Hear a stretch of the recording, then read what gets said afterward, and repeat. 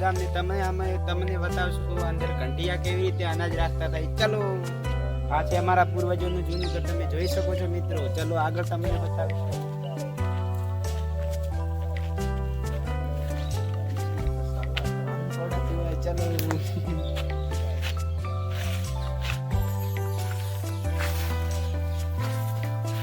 Hello મિત્રો, તમે આ જોઈ શકો છો. આણામાં પહેલા ઘંટિયા અનાજ રાખતા હતા અને આ અનાજમાં અનાજ લાંબા સમય સુધી બગડતું નથી.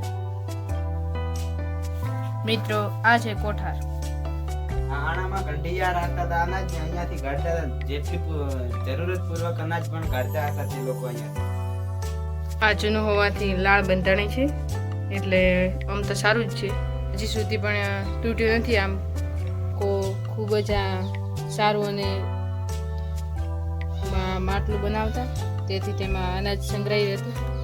એની દિવાલો પણ હતી માટીની, એટલે તે ભાગી શકતું નતું. આ છે મિત્રો પહેલાનું જૂનું ઘર અને આ માટીથી ભીત બનાવેલી છે, હજુ સુધી ટકે છે. એટલે આ ઘંટિયા પહેલી સારી રીતે દિવાલો બનાવતા હતા. મિત્રો આ છે પહેલાની કંટી. આનાથી લોકો ડરતા હતા. આ છે અમારા ગામનું ટાવર, તમે જોઈ શકો છો મિત્રો. આનાથી મોબાઈલ કનેક્ટેડ છે અને પક્ષીઓ મરે ઘણા બધા. આ રે અમારી ગામની ગાયો, ઈ ફરવા આવી હતી. તમ તો કોઈ દરબારીએ બોલાવતા આવી જા. અમે અમારા રોના ગામમાં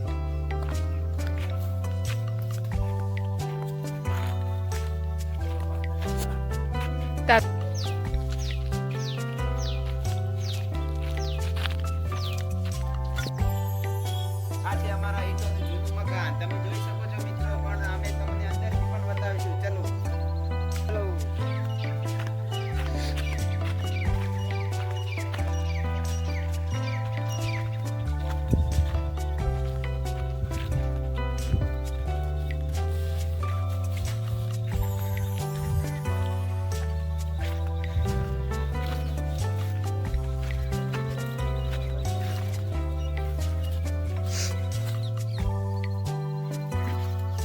આ પહેલાનો છે મિત્રો. આ છે ઘંટી. આપણા સમયમાં બીજી ઘંટી આવી ગઈ, ઇલેક્ટ્રિક.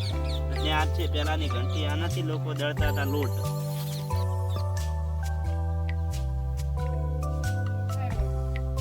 મિત્રો તમે જોઈ શકો છો, આ જૂની પોસ્ટ ઓફિસ છે અમારા ગામની.